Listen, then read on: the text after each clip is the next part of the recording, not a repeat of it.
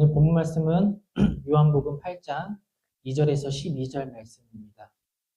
요한복음 8장 2절에서 12절 말씀입니다. 네, 다 같이 합독하도록 하겠습니다. 이른 아침에 예수께서 다시 성전에 가시니 많은 백성이 그에게로 모여들었다. 예수께서 앉아서 그들을 가르치실 때에 율법 학자들과 바리새파 사람들이 간음을 하다가 잡힌 여자를 끌고 와서 가운데에 세워놓고 예수께 말하였다. 선생님, 이 여자가 간음을 하다가 현장에서 잡혔습니다. 모세는 율법에 이런 여자들을 돌로 쳐 죽이라고 우리에게 명령하였습니다. 그런데 선생님은 뭐라고 하시겠습니까? 그들이 이렇게 말하는 것은 예수를 시험하여 고발할 구실을 찾으려는 속셈이었다. 그러나 예수께서는 몸을 굽혀서 손가락으로 땅에 무엇인가 쓰셨다. 그들이 다그쳐 물으니 예수께서 몸을 일으켜 그들에게 말씀하셨다. 너희 가운데서 죄가 없는 사람이 먼저 이 여자에게 돌을 던져라. 그리고는 다시 몸을 굽혀서 땅에 무엇인가 쓰셨다. 이 말씀을 들은 사람들은 나이가 많은 이로부터 시작하여 하나하나 떠나가고 마침내 예수만 남았다. 그 여자는 그대로 서 있었다. 예수께서 몸을 일으키시고 여자에게 말씀하셨다. 여자여, 사람들은 어디에 있느냐? 너를 정죄한 사람이 한 사람도 없느냐? 여자가 대답하였다. 주님, 한 사람도 없습니다. 예수께서 말씀하셨다. 나도 너를 정죄하지 않는다. 가서 이제부터 다시는 죄를 짓지 말아라. 예수께서 다시 그들에게 말씀하셨다. 나는 세상의 빛이다. 나를 따르는 사람은 어둠 속에 다니지 아니하고 생명의 빛을 얻을 것이다. 아멘. 오늘 설교 제목은 나를 세상의 빛으로 라는 제목으로 말씀을 증거하도록 하겠습니다. 네, 지난 시간에 설교 말씀을 잠시 한번 다시 되새기고 오늘 본문 말씀을 진행하도록 하겠습니다. 지난 시간에는 요한복음 7장을 다뤘어요. 요한복음 7장에 중심되는 본문 말씀은 17장과 18절 말씀이었습니다. 하나님의 뜻을 따르려는 사람은 이 가르침이 하나님께서 난 것인지 내가 내 마음대로 말하는 것인지 알 것이다. 즉, 예수님께서 하시는 말씀이 예수님을 보내신 하나님의 말씀이라는 것을 알아차리는 사람, 그것을 믿는 사람은 하나님의 뜻을 따르려는 사람이고, 그렇지 못하는 사람은 하나님의 뜻을 잘 모르는 사람이었죠. 하나님의 말씀은 태초부터 영원까지 동일한 진리입니다. 그래서 그 말씀을 읽고 하나님 앞에 나아가는 사람들은요, 서로가 서로에게 오해가 생기지 않아요. 저는 이것을 여러 번 경험했습니다. 제가 단기 선교를 이제 필리핀도 가보고, 러시아도 가보고, 태국도 가보고, 여러 군데를 가봤는데요. 그곳에서 이제 하나님 말씀을 증거하고 다 같이 찬송을 부르는데 서로가 똑같이 하나님을 찬송하고 똑같은 하나님 말씀에 아멘으로 화답하고 똑같이 하나님께 찬양을 드려요. 하나님을 따르는 사람들은 그렇게 오해가 생기지 않아요. 하나님의 말씀은 변함이 없고 늘 동일하시기 때문입니다. 그리고 중요한 특징이 있었어요. 18절 말씀에 자기 마음대로 말하는 사람은 자기의 영광을 구하지만 자기를 보내신 분의 영광을 구하는 사람은 진실하고 그 사람 속에는 불의가 없다. 하나님 말씀을 하는 사람은 늘 하나님의 영광을 구하기 때문에 자기 영광을 구하지 않아요. 그렇기 때문에 진실하고 불의가 없어요. 그렇지만 자기 마음대로 말하는 사람들은요, 자기의 영광을 구하는 사람들이에요. 누군가를 가르칠 때 자기가 높임받고 자기가 무엇을 받으려고 하고. 그래서 지난 설교 주제는 이 세상을 분간하는 눈이었어요. 분간이란 것은 사물이나 사람의 옳고 그름을 구별해서 아는 것을 뜻합니다. 그래서 이 세상을 어떻게 바라보냐에 따라서 우리가 가치관도 변하고 물질관도 변하고 결혼관, 연애관 등이 다 가지각색으로 변하는 것입니다. 그렇다면 사람의 영광을 구하는 일과 하나님의 영광을 구하는 일이 나뉘게 된 원인이 무엇이었었죠? 원죄 때문이었어요. 아담과 하와는 사단이 선악을 알게 하는 열매를 먹으라고 유혹을 했을 때 그 사단의 말에 속는 게 아니라 하나님의 말씀을 떠올렸어야 됐습니다. 이렇듯이 옳고 그름을 분간하는 눈을 잃어버리면요. 내가 하나님의 영광을 위해서 살아야 되는가? 아니면은 나를 위해 살아야 되는가? 이것이 헷갈리기 시작합니다. 그리고 이런 문제는 우리에게 지금까지 있었고 앞으로도 계속 이어질 거예요. 그래서 우리는 그때마다 하나님 말씀이 생각나서 하나님의 뜻을 선택할 수 있는 우리가 되어야 합니다. 그리고 오늘 본문 말씀도 7장의 말씀의 흐름과 흡사합니다. 예수님께서는 하나님께 영광을 돌리는 사람은 어떤 사람이어야 하는가? 그 조건에 대해서 오늘 8장을 통해 또 말씀하시기 때문입니다. 오늘 본문 말씀은 예수님께서 이른 아침에 성전에서 말씀을 가르치시는 장면으로 시작합니다. 한창 그렇게 말씀을 가르치고 계시는데 어떤 무리들이 예수님 앞에 나옵니다. 그들은 대부분 율법학자들과 바리새파 사람들이었습니다. 그들은 간음하다가 현장에서 잡힌 한 여인을 데리고 왔습니다. 간음을 했는데 어째서 여인 혼자만 왔는지에 대해서는 말씀에 기록되진 않았지만 저는 남자는 도망가지 않았을까라는 생각을 해봤습니다. 이 바리새파 사람들과 율법학자들이 예수님께 묻습니다. 모세는 율법에 이런 여자들을 돌로 쳐 죽이라고 우리에게 명령하였습니다. 그런데 선생님은 뭐라고 하시겠습니까? 여기서 나오는 모세의 율법은요, 레위기 말씀을 뜻합니다. 레위기에는 이런 간음에 대한 문제에 대해서 이렇게 기록되어 있습니다. 남자가 다른 남자의 아내, 곧 자기의 이웃집 아내와 간통하면 간음한 두 남녀는 반드시 함께 사형에 처해야 된다. 제 아버지의 아내와 동침한 자는 아버지의 몸을 부끄럽게 한 것이다. 그 두 사람은 반드시 사형에 처해야 한다. 그들은 자기 죄값으로 죽는 것이다. 시아버지가 며느리와 동침하면 둘 다 반드시 사형에 처해야 한다. 그들이 한 짓은 망측한 짓이다. 그들은 자기 죄값으로 죽는 것이다. 남자가 같은 남자와 동침하여 여자에게 하듯 그 남자에게 하면 그 두 사람은 망측한 짓을 한 것이므로 반드시 사형에 처해야 한다. 그들은 자기 죄값으로 죽는 것이다. 하나님께서는 이 간음에 대해서 사형이라는 매우 엄격한 제도를 만드셨습니다. 이것은 하나님께서 싫어하시는 일이기 때문이에요. 하나님께서는 태초에 아담과 하와 남녀 한 쌍을 부부로 지정하시고 하나님의 말씀을 따르는 가정을 만드셨어요. 그런데 이 간음이라는 행위는요, 하나님께서 짝지어 놓은 부부라는 관계도 깨트리고 가정이라는 울타리도 깨트립니다.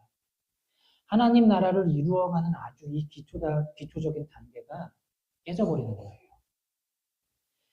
그리고 더욱더 중요한 것은 이 간음, 음란의 행위는 하나님의 말씀으로 나온 것일까요? 전혀 아니죠. 하나님이 말씀하신 게 아니에요. 이 간음이란 행위는요, 우상에게서 나온 겁니다. 말씀에는 이렇게 기록되어 있습니다. 위에서 말한 것 가운데 어느 하나라도 저지르면 이것은 너희가 스스로를 더럽히는 일이니 그런 일이 없도록 하여라. 내가 너희 앞에서 쫓아낼 민족들이, 즉 가나안 땅의 민족들이에요. 바로 그런 짓들을 하다가 스스로 자신을 더럽힙니다. 우상은 하나님이 아닌 다른 것을 숭배하는 것입니다. 하나님이 아닌 다른 것을 숭배했기 때문에 하나님 말씀을 따르지 못했고 하나님 말씀을 따르지 못하니까 간음이라는 이런 망측한 일이 생기는 거예요.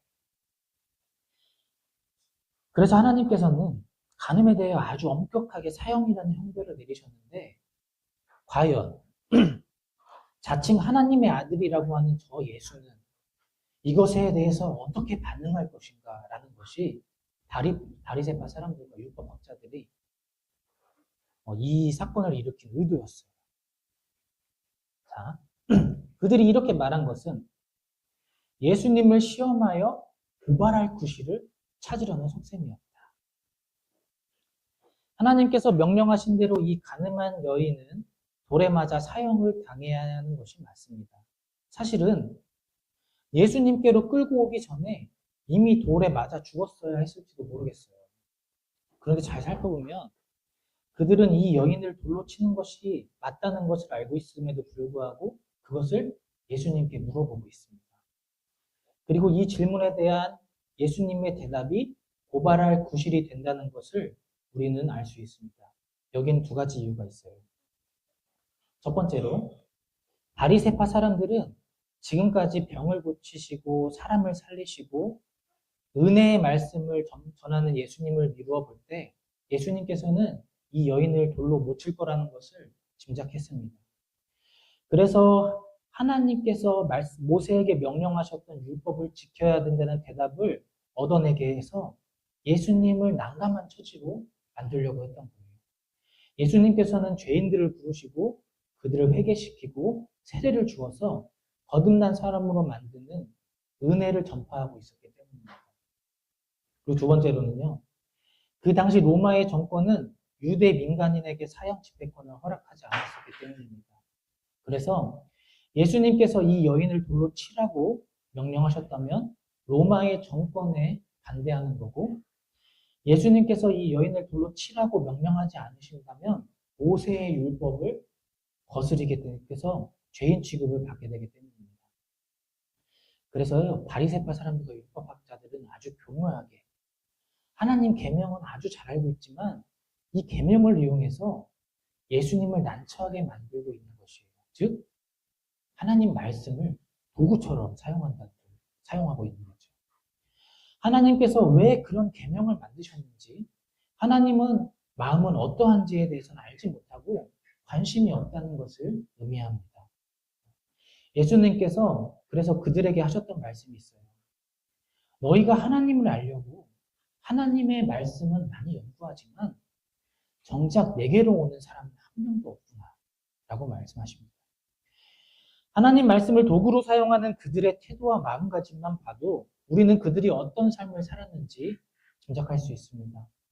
예수님께서는 그들에게 대답하는 것 대신에 몸을 아주 낮게 굽히셔서 땅에 무엇인가 쓰셨어요. 예수님께서 이 질문에 대답을 빨리 하셔야 되는데 몸을 굽히시고 계속 땅에 무엇인가 쓰고 계시니까 이 바리새파 사람들이 예수님을 다그쳤습니다. 그러자 주님께서는 몸을 일으키시고 말씀하셨어요. 죄가 없는 사람이 먼저 이 여자에게 돌을 던져라. 죄가 없이 거룩한 사람만 이 여인을 돌로 칠 수 있다는 말씀이시죠. 즉, 이 여인을 심판할 수 있는 권한을 가진 분은 거룩한 하나님밖에는 없다라는 말씀을 의미하기도 합니다. 모든 사람은 죄를 범하였고 스스로가 하나님의 영광에 이르지 못한다는 말씀을 우리는 믿고 있어요. 하나님께서 간음에 대한 계명을 만드신 이유는 이스라엘 백성이 거룩해지기 원해서였습니다. 하나님께서는 간음한 사람을 죽이는 것보다 더 근본적으로 간음이라는 죄악이 이스라엘에서 없어지길 바랬던 거예요. 사람을 죽이려고 만드신 법이 아니에요. 원래 우상을 섬기던 민족이 행하던 음란한 풍습을 따르다 보면 너무나도 악해져서 하나님 말씀을 따르지 않게 되니까 매우 엄격하게 율법을 만드신 겁니다. 그러나 바리새파와 율법학자들의 모습을 한번 살펴보십시오. 그들 역시 거룩한 사람들이 아닙니다. 그들은 예수님께서 하나님께서 주신 말씀을 하고 있다는 것을 듣지 못하는 사람들이기 때문입니다. 그들은 오히려 하나님의 말씀을 도구처럼 이용해서 예수님을 올무에 걸려들게 만드는 악한 생각을 품었습니다. 하나님께서 보시기엔 가늠한 여인이나 그곳에 모인 바리새파, 율법학자, 유대인 모두가 죄인이었습니다. 그리고 예수님께서는 다시 몸을 굽히시고 땅에 글을 쓰셨습니다. 이 말씀을 들은 사람들은 나이가 많은 이로부터 시작하여 하나하나 떠나가고 마침내 예수만 남았다. 그 여자는 그대로 서 있었다. 이 말씀을 이제 개역개정에서 보면요. 그들이 양심의 가책을 느껴서 떠나갔다라는 표현이 들어 있습니다. 새 번역은 NIV 성경을 번역한 건데 NIV 성경에는 그저 나이가 많은 사람들로부터 떠나갔다고 이렇게 기록되어 있어요. 즉 그들은 자신들이 죄가 있다는 것을 알았다는 겁니다. 마음에 찔렸다는 거죠. 그래서 그들은 예수님이 이렇게 말씀하신 거에서 아무도 반발하지 못했어요. 반면에 예수님께서는 그 자리에 계속 남아있을 수 있는 유일한 분이십니다. 왜 그런가요? 예수님은 죄가 없으시니까요. 이 여인을 돌로 칠 수 있고 심판할 수 있는 유일하신 하나님이심을 믿습니다. 그런데 한 명이 더 남았어요. 누가 남았죠? 네, 가늠하다가 현장에 잡힌 여인이었어요. 예수께서 몸을 일으키시고 여자에게 말씀하셨다. 여자여, 사람들은 어디에 있느냐? 너를 정죄한 사람이 한 사람도 없느냐? 여자가 대답하였다. 주님, 한 사람도 없습니다. 예수께서 말씀하셨다. 나도 너를 정죄하지 않는다. 가서 이제부터 다시는 죄를 짓지 말아라. 이 가늠한 여인은 예수님 앞에 그대로 서 있었습니다. 그 이유는 무엇일까요? 왜 이 여인은 계속 서 있을 수밖에 없었을까요?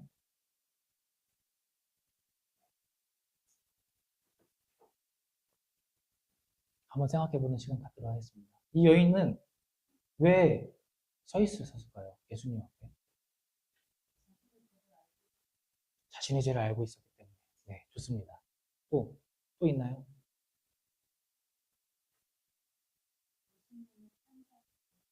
예수님의 판단이 궁금해서. 네, 좋습니다.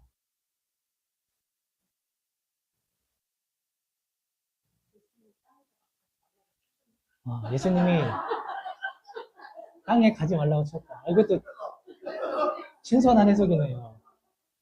좋은 해석이에요. 현장에서 잡혔기 때문일까요, 혹시? 그런데 자세히 보면요. 저는 이렇게 생각이 들었어요. 현장에서 이 여인을 끌고 와서 데리고 온 사람들이 다 떠나갔잖아요. 그럼 저 같으면 도망갈 수도 있을 것 같아요. 더 이상 나를 잡는 사람이 없으니까. 도망가면 살 수 있잖아요. 이 여인은 마음 먹고 도망가려면 저는 충분히 도망갈 수 있었다고 생각합니다.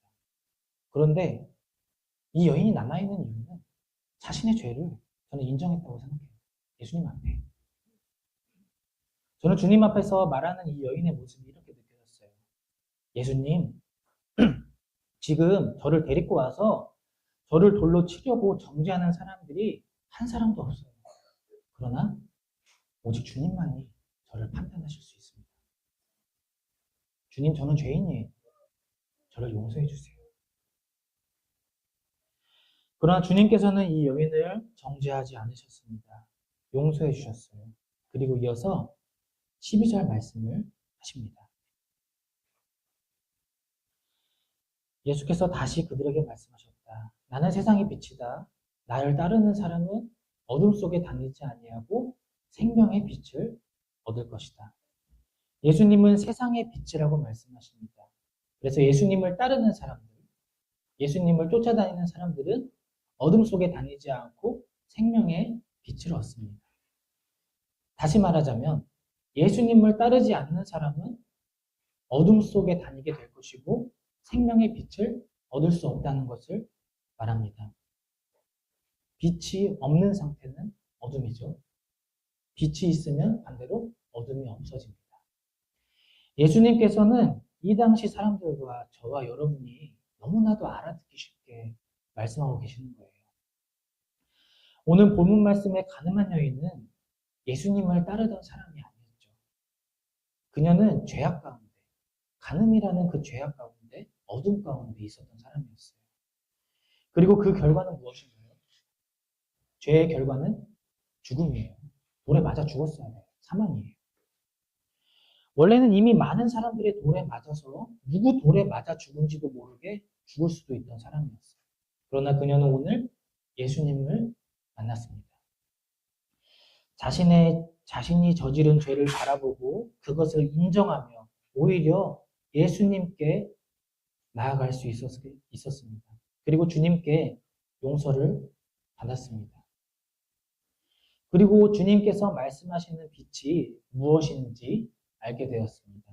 그 빛은 우리를 죽음으로 끌고 가는 것이 아니라 생명으로 나아가게 하는 빛입니다. 이 여인은 예수님을 만난 결과 돌에 맞아 죽지 않았어요.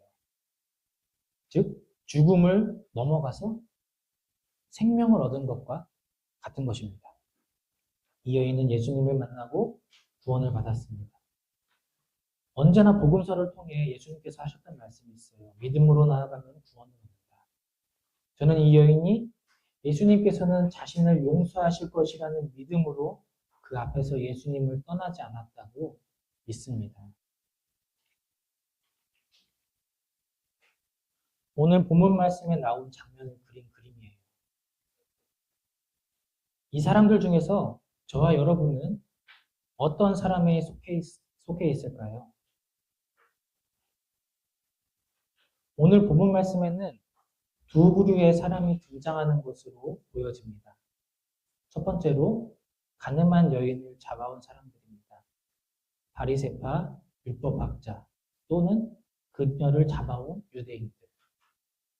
두 번째로 현장에서 잡힌 가늠한 여인입니다. 여러분들은 이 두 부류 사람들 중 어떤 사람인 것 같나요? 한번 묵상해 봤으면 좋겠어요. 그리고 저는 한 가지 부류가 더 있다고 묵상을 해봤습니다. 지금 이 그림의 장면을 바라보고 있던 예수님의 제자들과 주님의 말씀을 듣던 사람들. 오늘 본문 말씀에서는요, 예수님의 제자들이 또 예수님을 따르던 사람들이 무엇을 했는지에 관해서는 나오지가 않아요. 그러나 요한복음을 기록한 사람이 이 장면을 알고 있듯이 분명히 이 자리에서 이 장면을 보고 있던 사람들이 있었을 것입니다. 그들은 이 광경을 보고 어떤 마음이 들었을까요?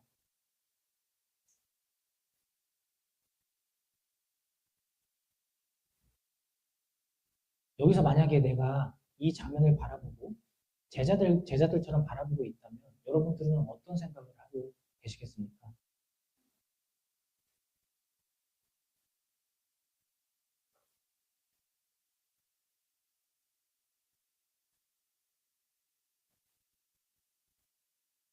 태현 형제님, 이 장면을 바라보면서 내가 만약 제자였다면 예수님의 말씀을 맨날 가르침을 받던 사람들 중 한 명이었다면 이 장면을 보고 어떤 생각을 했을까요?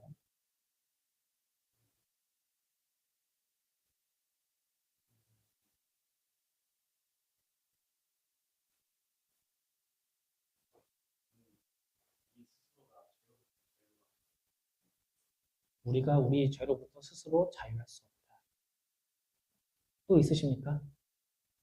내가 예수님을 맨날 따라왔고 예수님의 말씀을 매일 들었는데 이 장면을 보면서 왜 요한복음 8장에는 이 제자들에 관한 이야기가 한마디도 없을까요? 저는 제가 제자라고 생각하고 이 광경을 바라보았을 때 이런 마음이 들었어요. 이렇게도 저렇게도 못하고 있는 제자들의 모습. 바리새파 사람들과 율법 학자들의 말이 맞지만 그렇다고 예수님을 떠날 수 없는 그런 제자들의 모습. 혹은 예수님 옆에서 예수님을 지지하고 싶지만 바리새파 사람들과 율법 학자들과 유대인들이 두려운 제자들의 모습. 가늠한 여인이 돌에 맞아 죽는 것이 마땅하다고 생각하지만 막상 예수님께서 죄 없는 자만 돌로 치라는 말씀을 듣자 양심의 가책을 느끼는 제자들의 모습. 저와 여러분은 이 세 부류 사람들 중 어떤 부류에 속해 있습니까? 이것이 오늘 2부 순서의 묵상입니다. 그리고 오늘 내가 어떤 부류인지 확인할 수 있는 방법을 하나 소개할까 합니다. 오늘 2부 나눔 시간에는요, 예수님께서 땅에 쓰신 말씀은 무엇이었을까 한번 생각해보는 시간을 가지려고 해요. 그리고 이 예수님께서 땅에 쓰신 말씀을 내가 찾으려고 할 때 우리는 이곳에 나온 사람들 중 어떤 부류의 사람인가 내 자신을 알 수 있습니다. 예수님께서 이게 땅바닥에 쓰신 말씀은 성경에 기록되지 않았어요. 그래서 그 주석 같은 거 찾아보면요. 어떤 주석은 십계명을 썼다라는 말씀도 있어요. 왜냐하면 십계명이 이제 쭉 나열하면은 그 죄를 지었던 유대인들이 하나도 안 걸릴 게 없거든요. 또 어떤 분들은 거기 있는 유대인들 사람들의 이름을 썼다는 사람도 있어요. 하나하나 이름을 써가지고 너도 죄인이야, 너도 죄인이야. 이런 식으로. 근데 이거는 다 정답이 아닙니다. 그냥 주석에 나와 있는 사람들이 생각한 거지 정답은 없어요. 그러나 저는 예수님께서 땅에 쓰신 말씀이 무엇이었을까 한번 묵상을 해보고 예수님께서 쓰신 글이 하나님의 말씀이라면 그것도 정답입니다. 왜냐면은 하나님 말씀은 정답이니까. 그래서 이부 시간에 예수님께서 쓰신 글이 전혀 그 상황과 정황에 안 맞는 말씀이 나올 수도 있어요. 그래서 여러분들이 오늘 이 2부 시간에 나눔 묵상을 하면서 내게 주신 하나님의 말씀, 예수님께서 이 쓰신 글이 나에게 주신 하나님의 말씀이라고 저는 믿고 묵상을 한번 시작해 볼까 합니다. 그래서 2부 나눔 시간에 서로 내가 받은 말씀을 나누면서 하나님의 풍성한 은혜를 받는 저와 여러분이 되기를 소망합니다. 오늘 복음의 선포 말씀은 시편 40편 말씀입니다. 다 같이 선포하도록 하겠습니다.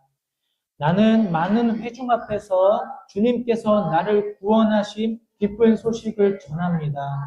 주님께서 아시듯이 내가 입을 다물고 있지 않을 것입니다. 나를 구원하신 주님의 의를 나의 가슴 속에 묻어두지 않았고 주님의 성실하심과 구원을 말합니다. 주님의 한결같은 사랑과 그 믿부심을 많은 회중 앞에서 감추지 않을 것입니다. 아멘. 주기도문으로 예배를 마치도록 하겠습니다. 하늘에 계신 우리 아버지, 아버지의 이름을 거룩하게 하시며 아버지의 나라가 오게 하시며 아버지의 뜻이 하늘에서와 같이 땅에서도 이루어지게 하소서. 오늘 우리에게 일용할 양식을 주시고 우리가 우리에게 잘못한 사람을 용서하여 준 것 같이 우리 죄를 용서하여 주시고 우리를 시험에 빠지지 않게 하시고 악에서 구하소서. 나라와 권능과 영광이 영원히 아버지의 것입니다. 아멘.